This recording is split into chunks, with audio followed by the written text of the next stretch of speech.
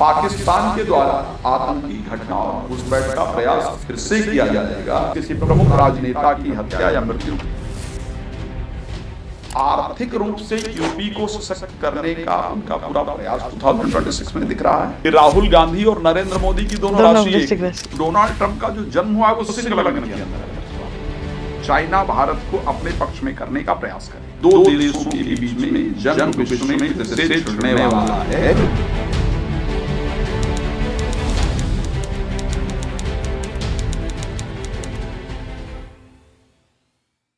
तो देखिए 2026 की शुरुआत हो चुकी है और अगर शुरुआत में ही हमें ये पता चल जाए कि आने वाले महीने हमारे लिए क्या कुछ लेकर आने वाले हैं, हमें क्या सावधानियां बरतनी चाहिए और किस तरह से अपने समय को आगे लेकर जाना चाहिए। आज इन सभी सवालों के जवाब देने के लिए हमारे साथ मौजूद हैं आचार्य राज मिश्रा जी। बहुत बहुत स्वागत है आचार्य जी आज के हमारे इस पॉडकास्ट में।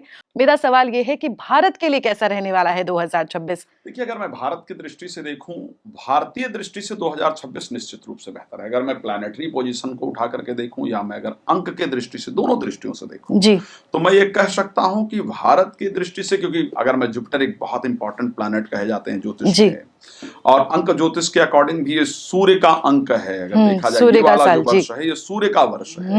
और सूर्य अगर भारतीय कुंडली के अंतर्गत देखा, जो कि भारतीय जो कुंडली उसमें वृष लग्न जो है वो सूर्य का है। और वहां पर जो क्षमा चाहूंगा, वृष लग्न जो है वो भारत की जब आजादी हुई है उस समय की कुंडली की है। और वो चौथे भाव के जो स्वामी हैं वो सूर्य हैं। तो ऐसी परिस्थिति में अगर देखा जाए तो भारतीय दृष्टिकोण से बेहतर परिस्थिति रहने वाली है। हाँ, कुछ कुछ परिस्थितियां हैं भारत के लिए जो 2026 में जिस पर ध्यान देने वाली होगी।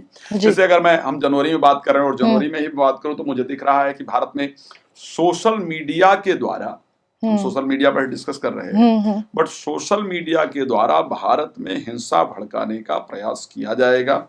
इस पर भारतीय सरकार को ध्यान देना होगा। फाइनेंस इत्यादि को लेकर के भारत अच्छा करने वाला है। शांति व्यवस्था को लेकर के भारत अच्छा करने वाला है। जॉब्स की दृष्टि से देखा जाए तो भारत में अच्छा हो रहा है, इसमें कोई दो राय नहीं है। लेकिन अगर मैं कुछ हाइलाइटिंग पॉइंट्स की बात करूं कि भारत में कौन कौन से महीने के अंदर ऐसा क्या है जो हो सकता है जी, जिसमें अगर मैं बात करूं तो जनवरी का महीना स्पेशली सोशल मीडिया के द्वारा भारत में हिंसा भड़काया जाए, इस प्रकार की कंडीशन है। फरवरी में एक जो थोड़ी थोड़ी चीजें होने वाली हैं, किसी एक नेता का जो निधन है, कोई एक प्रमुख राजनीतिक व्यक्ति है, उसके मृत्यु का समाचार फरवरी में हम सब लोगों को देखने को मिलेगा। अच्छा, मार्च के महीने में कुछ जन आंदोलन, कुछ प्रोटेस्ट किए जाएंगे पब्लिक के द्वारा, जो जनरली राजनीतिक प्रोपेगेंडा होगा, राजनीति के द्वारा उसको किया जाएगा, बनाया जाएगा। और उसके साथ कुछ प्राकृतिक घटनाएं मार्च के महीने में हम सबको देखने को मिलेंगी। अगर मैं अप्रैल की बात कर रहा हूं तो स्पेशली बंगाल में भाजपा का प्रभाव बढ़ने जा रहा है। अच्छा, और सत्ता परिवर्तन भी अगर देखा जाए तो हमें नजर आ रहा है अप्रैल के महीने में। अच्छा, मई में एक बहुत बड़ी घटना होने जा रही है जो बहुत इंपॉर्टेंट है और शायद राजनीति में मुझे लगता है कि एक बहुत डिफरेंट उछाल लेकर के आ सकती है। वो है कि मंत्रिमंडल में विस्तार किया जाएगा। भारतीय राजनीति के मंत्रिमंडल में विस्तार किया जाएगा और उसके कारण जो भारत की, जो खास करके बीजेपी की जो सहयोगी पार्टियां हैं वो असंतुष्ट होंगी और उसकी पॉसिबिलिटी है कि वो असंतुष्टि बाहर निकल करके भी आए। तो मई महीने में ये परिस्थिति होने जा रही है। अगर और उसके साथ जो मतभेद है वो साफ साफ नजर आने वाला है। जून में खप्पर योग का निर्माण हो रहा है एस्ट्रोलॉजिकली अगर देखा जाए। खप्पर योग, और खप्पर योग 2025 में जो हम चर्चा करते हैं तो खप्पर योग उस समय जब पहलगाम अटैक हुआ था, अच्छा, उस समय बार बार हम लोगों ने कई सारे टीवी चैनल्स के कार्यक्रम थे जिसमें इस पर हमने जिक्र किया था कि भाई ये योग बेहतर योग ज्योतिष में नहीं कहा जाता है। जब भी खप्पर योग का निर्माण हुआ है तो ऐसी परिस्थिति जरूर पूरे विश्व के अंतर्गत हुई है जो आतंकवाद से संबंधित हो। आपने क्योंकि सिर्फ भारत की बात की है, विश्व की बात करेंगे तो मैं आपको और कुछ जानकारी देने का प्रयास करूंगा। लेकिन खप्पर योग का निर्माण होगा जिस कारण से सैन्य टकराव हो उसके सकते साथ, हाँ, युद्ध की परिस्थितियां, पाकिस्तान के द्वारा आतंकी घटना और घुसपैठ का प्रयास फिर से किया जाएगा। तो जून में स्पेशली भारत को सावधान रहने की आवश्यकता रहेगी। जुलाई में कोई प्रमुख नेता या तो अपनी गद्दी स्वयं छोड़ दे, लाइक कोई चीफ मिनिस्टर किसी प्रदेश का अपनी गद्दी छोड़ दे, या फिर किसी नेता के मृत्यु का संकेत है, कोई नेता अपदस्थ हो या उसके स्वयं के मृत्यु इत्यादि का संयोग है, पूरी तरीके से नजर आ रहा है।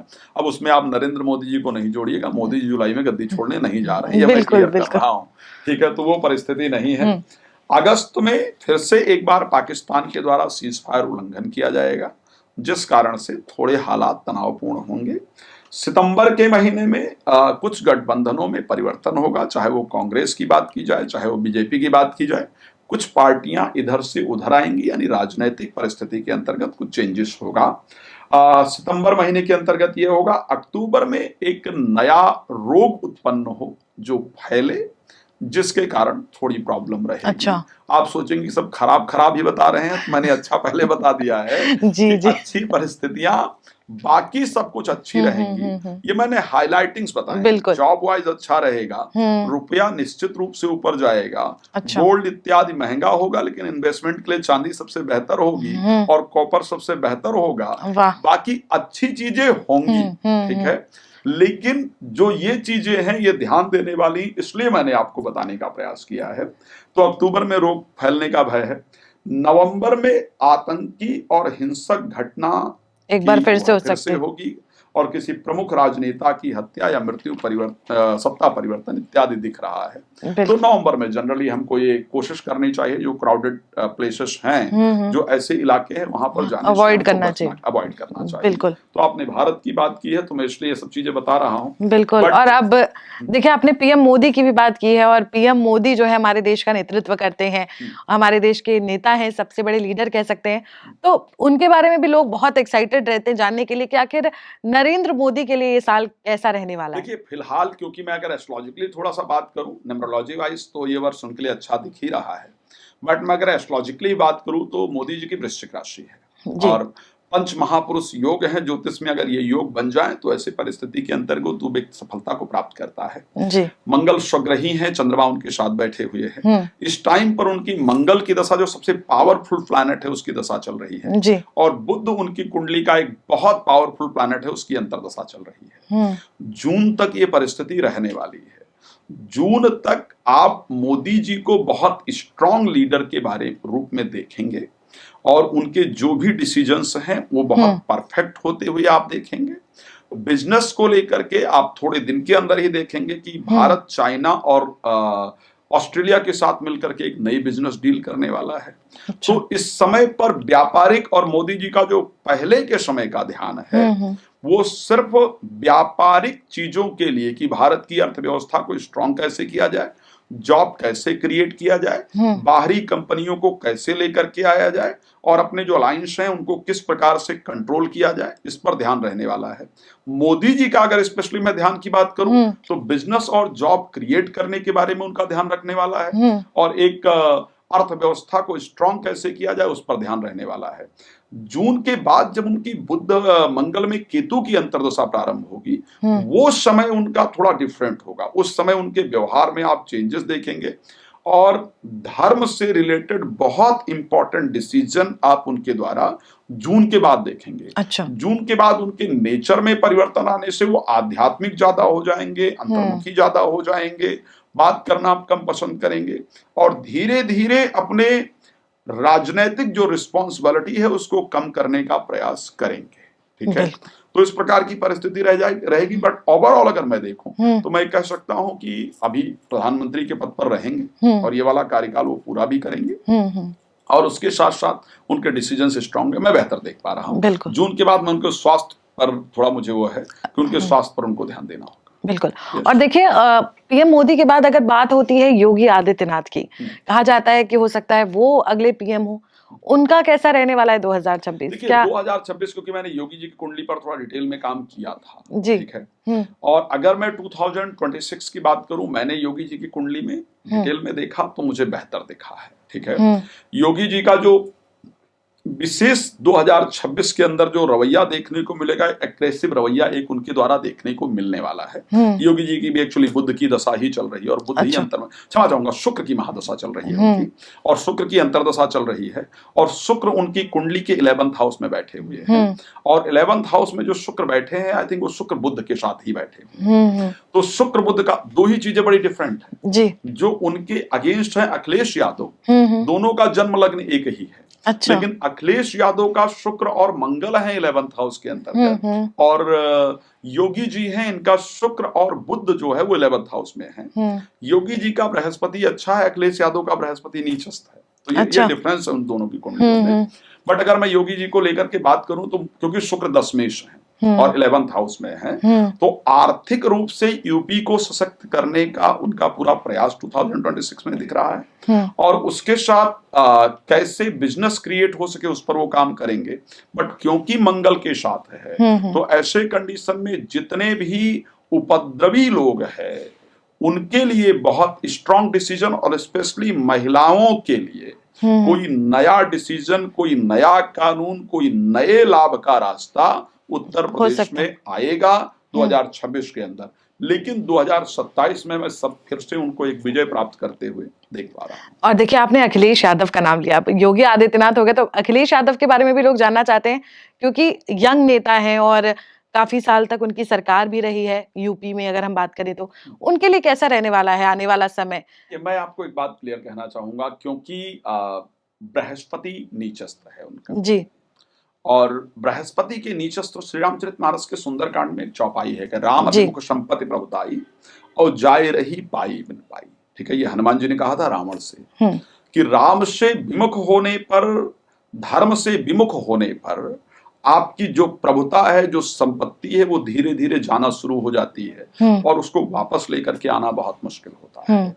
क्योंकि उनका शुक्र और मंगल आई थिंक 11th हाउस में, या शुक्र राहु एक साथ में, पूरी तरह नहीं याद करवा, बट यही पोजीशन है करीब उनके प्लैनेट की। अपने धर्म से विमुख, जिस धर्म के अंदर आपका जन्म हुआ हो, उस धर्म से विमुखता आपको बर्बाद कर देती है। अच्छा।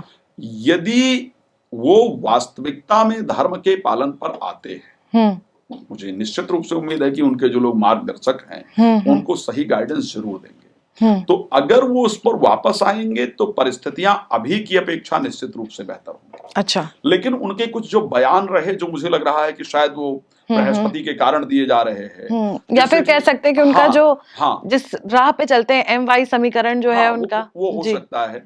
उन्होंने कहा कि अयोध्या के राजा हम हैं, या कुछ इस प्रकार का स्टेटमेंट आया था कि अयोध्या की सीट जीतने के बाद।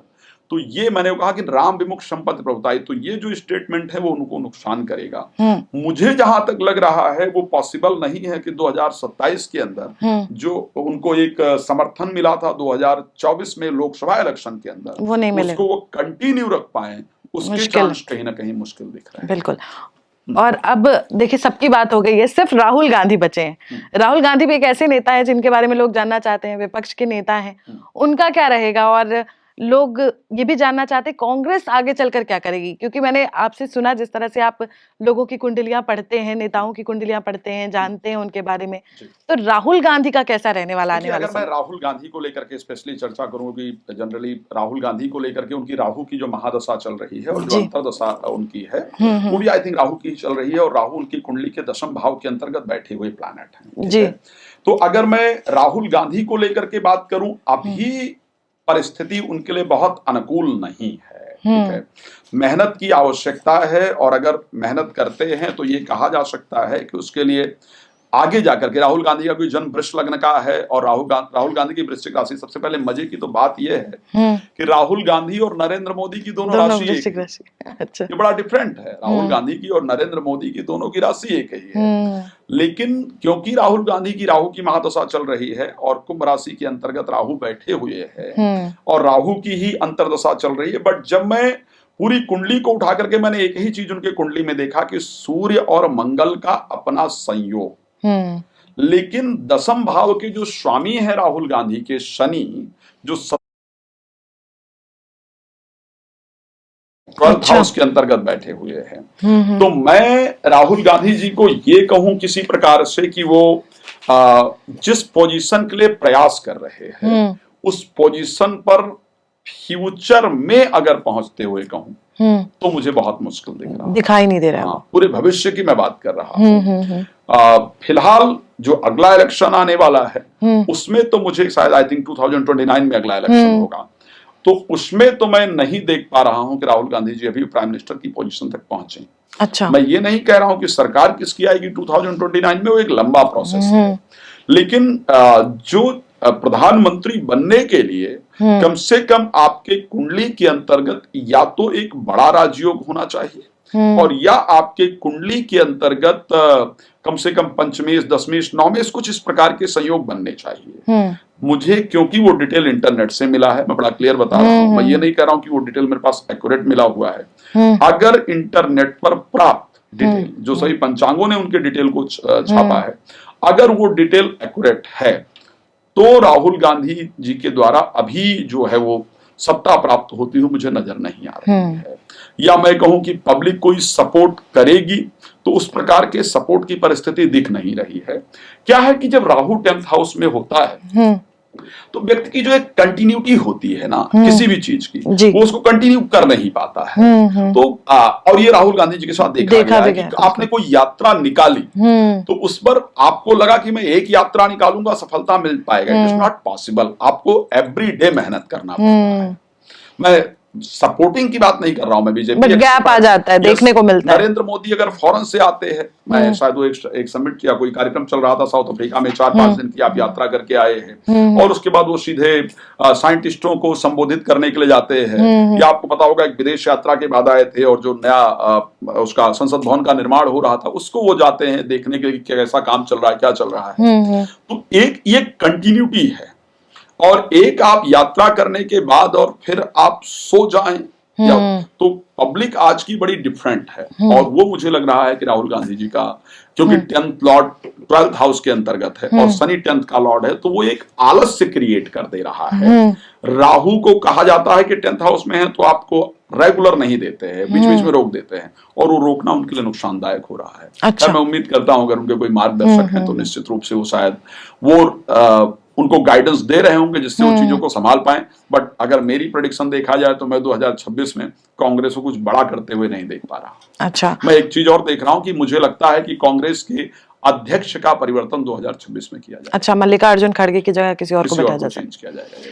इसी के साथ देखिए आचार्य जी, 2025 में हमने देखा कि जो हमारे पड़ोसी देश हैं उनसे हमारे रिश्ते कुछ ठीक नहीं रहे, चाहे वो पाकिस्तान हुआ, चाहे बांग्लादेश के साथ भी कुछ खास देखने को नहीं मिला। अमेरिका की बात करें तो अमेरिका भी कहीं ना कहीं विरोधी देश हो गया है, जिस तरह के वो फैसले ले रहा है, जिस तरह से उसने टैरिफ लगाया। अब 2026 में भारत के साथ कैसे रह सकते हैं इन देशों के रिश्ते? अगर मैं एक बात सबसे पहले आपको कहूं कि 2026 में अगर मैं कंट्री वाइज बात करूं या मैं राजनीतिक परिस्थिति की बात करूं, ठीक है, क्योंकि 2025 जो वर्ष रहा वो मंगल का वर्ष था, ठीक है, और मंगल राजा रहे 2025 के। स्टार्टिंग जब हुआ तो मंगल नीचस्थ थे, उसके बाद मंगल केतु के साथ थे। वर्ष का स्वामी अगर उपद्रवी है, उपद्रवी प्लैनेट के साथ है, इट मींस कि उस वर्ष में दुर्घटनाएं इत्यादि बहुत देखने को मिलेंगी और हम सब लोगों ने देखा जी।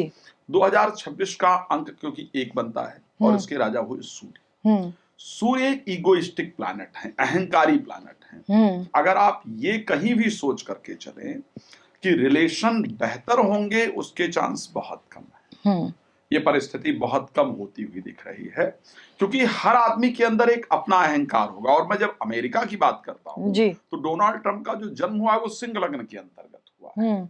अब सिंह लग्न के अंतर्गत उसका एक ही चीज है, केतु चंद्रमा एक साथ है और केतु के साथ जब चंद्रमा होता है ना तो वो कब कौन सा डिसीजन ले, कब पलट जाए, उसका कोई भरोसा नहीं होता। तो ऐसे परिस्थिति में अगर मैं इस रिलेशनशिप की स्पेशली बात करूं, अमेरिका के साथ तो निश्चित रूप से रिलेशनशिप में चेंजेस आएगा। अच्छा। आप ट्रंप के यदि बयान को लेकर के देखेंगे भारत के साथ तो उसमें परिवर्तन निश्चित रूप से देखने को मिलेगा। वो झुके इस प्रकार का प्रयास नहीं होगा। मोदी भी झुके उसके प्रयास उसकी पॉसिबिलिटी नहीं है। तो ये पॉसिबिलिटी बहुत कम है, लेकिन फिर भी प्रयास करने से भारत के साथ जो अमेरिकी रिश्ते हैं वो निश्चित रूप से बेहतर होंगे। उसका रीजन है कि भारत के साथ चाइना का इन्फ्लुएंस बढ़ने वाला है। चाइना भारत को अपने पक्ष में करने का प्रयास करेगा। अच्छा। और इस कारण से आप आने वाला जो 2026 की अगर मैं बात करूं, जी। आने वाले मई से पहले का ही समय जो है, उसमें आप ट्रंप की तरफ से कुछ ऐसे बयान देख पाएंगे जो भारत के साथ उसके दोबारा रिश्तों को चेंज होता हुआ देखेंगे। और टैरिफ पर भी इंपॉर्टेंट डिसीजन देखेंगे। व्यापारिक जो परिस्थितियां चल रही थी उसको आप ठीक होते हुए निश्चित रूप से देखेंगे। लेकिन वो ये दिखाए कि मैं झुक गया हूं, वो परिस्थिति नहीं होगी। बिकॉज सूर्य के समय में हर आदमी अपने ईगो में रहता है। 2026 इसलिए मैं थोड़ा प्रॉब्लमेटिक देख पा रहा हूं जी। 2025 को मैंने दुर्घटनाओं का वर्ष देखा, चाहे अहमदाबाद प्लेन क्रैश हो या बाकी सारी चीजें आपने देखा, पहलगाम हुआ, काफी घटनाएं देखने को मिली। 2026 में आपको इस प्रकार की घटनाएं तो नहीं मिलेंगी जितनी ये आग वाली ये उत्पाती घटनाएं ये नहीं मिलेंगी। लेकिन 2026 में क्योंकि सूर्य का वर्ष है, ईगो बढ़ने से रिलेशनशिप के अंतर्गत प्रॉब्लम, क्योंकि कोई भी समझने को तैयार ही नहीं होगा, कोई मानने को तैयार ही नहीं होगा, तो ऐसे कंडीशन के अंतर्गत रिलेशनशिप के अंदर आप प्रॉब्लम देखेंगे। और जो हर कंट्री है उसका अपना एक ईगो होने के कारण युद्ध जैसी परिस्थितियां हमेशा आप देख पाएंगे।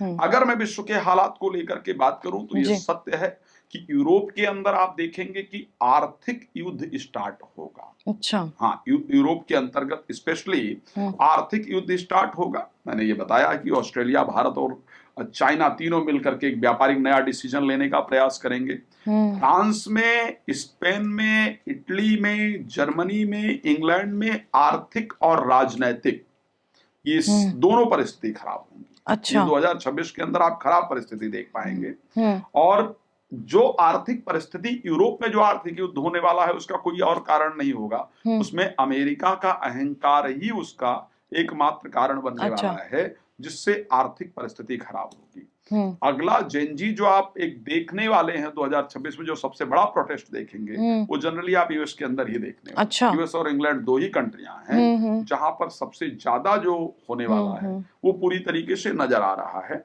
अच्छा, इस बार ईरान, इजराइल, लेबनान फिर से युद्ध में इन्वॉल्व होंगे 2026 में। और उस समय जो शांति का रास्ता निकलेगा वो भारत से निकलेगा। अच्छा। शांति दूत के रूप में कहीं ना कहीं भारत निकल करके आएगा। अगर हम पूर्वी एशिया की बात करें तो वहां पर ऐसा प्राकृतिक आपदा इत्यादि दिख रहा है और उसके साथ एक बड़ा राजनीतिक व्यक्ति की मृत्यु इत्यादि दिख रही है। जनवरी फरवरी में फिर से एक युद्ध जैसी परिस्थिति, छत्रभंग या प्राकृतिक आपदा निश्चित रूप से दिख रही है। फरवरी में, जनवरी में भी युद्ध की परिस्थिति आपने देखी, मैंने पहले भी कई सारे प्रेडिक्शंस किए हुए थे। और फरवरी के अंतर्गत फिर से आप देखेंगे दो देशों के बीच में जंग विश्व में फिर से छिड़ने वाला है। और फरवरी में उसके साथ साथ भूकंप और विरोध प्रदर्शन दिखेंगे। स्पेशली जो एशिया में मुस्लिम कंट्रीज हैं वहां पर सबसे अधिक प्रॉब्लम होने वाली है। मार्च में अमेरिका और इजराइल, ईरान और ब्रिटेन में और बांग्लादेश में और पाकिस्तान में हालात बहुत बिगड़ेंगे। अच्छा। मार्च के अंदर आप देखेंगे, चाहे ब्रिटेन देखा जाए, अमेरिका देखा जाए या पाकिस्तान देखा जाए या बांग्लादेश देखा जाए, तो यहाँ पर जो परिस्थितियां दिख रही है वो बहुत बिगड़ेंगी और किसी प्रमुख नेता का हत्या इत्यादि हो जाए, इस प्रकार की परिस्थिति है। अच्छा। मई में किसी कंट्री के अंतर्गत भूकंप, प्राकृतिक घटना और आतंकी घटना निश्चित रूप से होगी। अच्छा। जून में पूरे विश्व में 2 योग होगा, खप्पर योग भी होगा और उसके साथ कालसर्प योग भी होगा।